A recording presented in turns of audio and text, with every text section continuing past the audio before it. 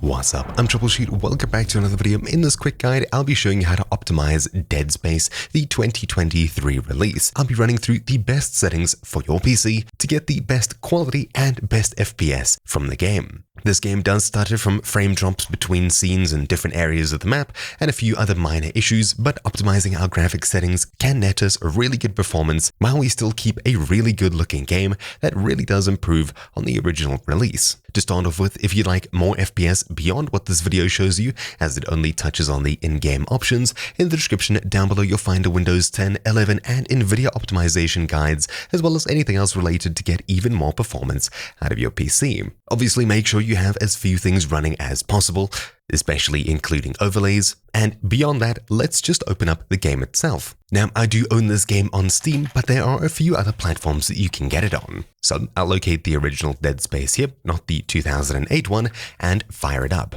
On the first launch, you will need to build shaders. This can take a really long time depending on the speed of your PC, but it does need to finish compiling shaders so that you get better performance when you're actually running around in-game. On the first launch, you'll see a menu like this. Menu navigation does seem a bit slow, even with really good FPS, but we'll see just how good or bad it is when we get in-game. You don't really need to adjust anything too much here, other than maybe brightness and things like that, but as soon as we get in-game and out of a cutscene, we can really start seeing what's happening. There we go, so we're already in the first part of the game over here, right after the first cutscene, and we can start messing around with our options. Currently I'm getting 80 to 90 FPS on a 3080 Ti. This is 2K, so do expect those numbers to be a bit lower than expected, but we can already see some really weird things happening with the floor here as it's reflecting the lights. That's one of the weird things with this game. It seems to struggle quite a bit with texture quality, DLSS, FSR and things like that, as well as a few reflections, but we can try and even improve these while we're messing around with the game options.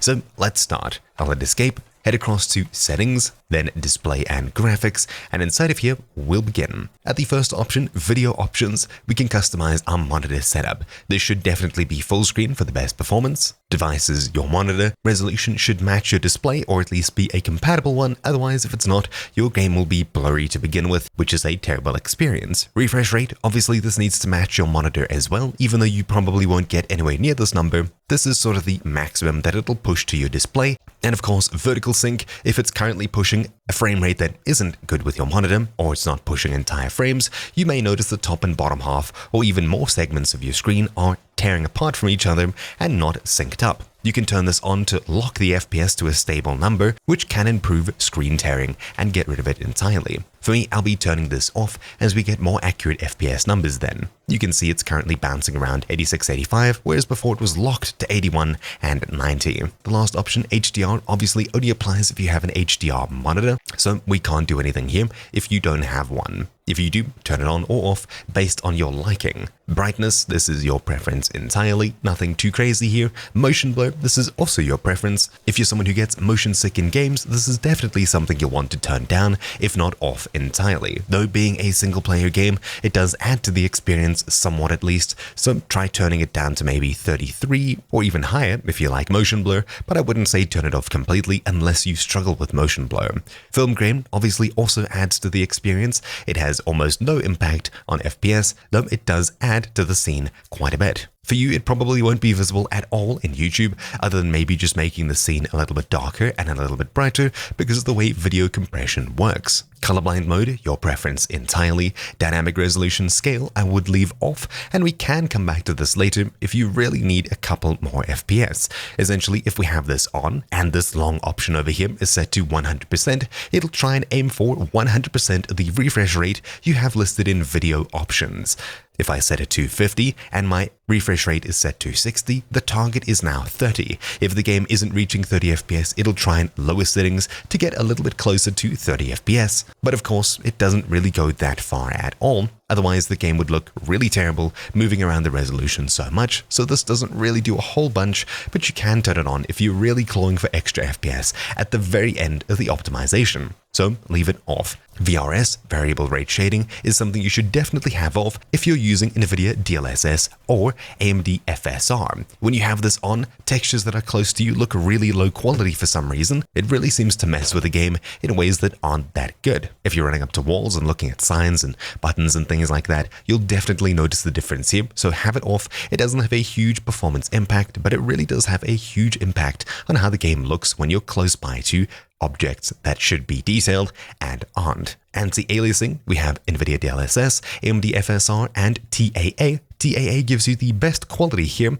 but you can set it to NVIDIA DLSS if you have an NVIDIA RTX graphics card, or at least one that's compatible with NVIDIA DLSS, and it should bring you great quality and performance. However, you may notice with DLSS, if I head back out here and look around quickly, if you focus on my mask, you may notice there's a little bit of weird motion blur around the head as I spin around, as well as other objects in the scene. If we go ahead and settings, display and graphics, set this to FSR, for example, you'll see that this isn't anywhere near as noticeable, or at least on some devices. I know a lot of this is motion blur, but there is some weird trailing effect that is left with NVIDIA DLSS. I don't think they've patched it quite just yet, but I'm pretty sure they are aware of this. A simple update of the DLSS DLL file does fix this completely.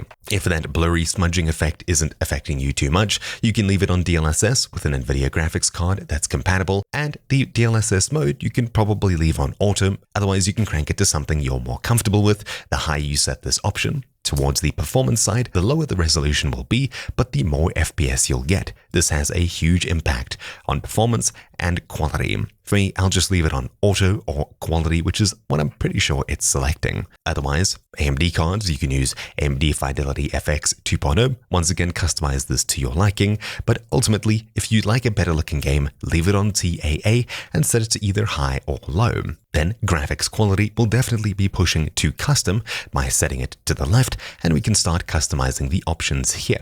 So light quality. Having it to low all the way down here does make some scenes incredibly dark, as you've just seen what happened to the background. If we have it on medium, it gets a heck of a lot brighter, and in some scenes in particular, you won't be able to see at all what's going on. So I would definitely recommend having this on medium as the absolute lowest option here, and the one that should give you the best compromise between quality and performance. Then shadow quality. It doesn't have a huge impact on performance, though the higher this option is, the further away you'll notice shadows being rendered in accurately, so either have this on low or medium. It seems my game's just frozen. There we go, it came back. Anyways, low or medium. Then reflection quality. The game does struggle with reflections at a higher quality. For example, this is high. If I look at the floor here, there's this weird shimmering effect in certain areas as it's reflecting the light up there. It comes and goes, and there's some weird things that happen, but if we go ahead and push this from high to medium, for example, you'll see that this issue completely disappears, mostly because it got rid of a lot of the reflection on the floor, but it's much less noticeable and distracting now. I prefer medium compared to high or even very high, and of course cranking it down to low will even further reduce the number of reflections in the scene while you're playing. Next up, volumetric resolution. I'd absolutely recommend keeping this on medium, otherwise low if you need extra performance. It really just affects the quality of light in fog, as you can see across to the left, and if we crank it up to ultra, you'll notice a huge degradation in performance, and I would absolutely recommend leaving it on high at the absolute highest unless you have a beast of a PC. Otherwise, medium or low is just as good. Then ambient occlusion. SSAO looks okay. RTAO looks incredible, though it is ray traced if supported, and it does come with a huge performance impact.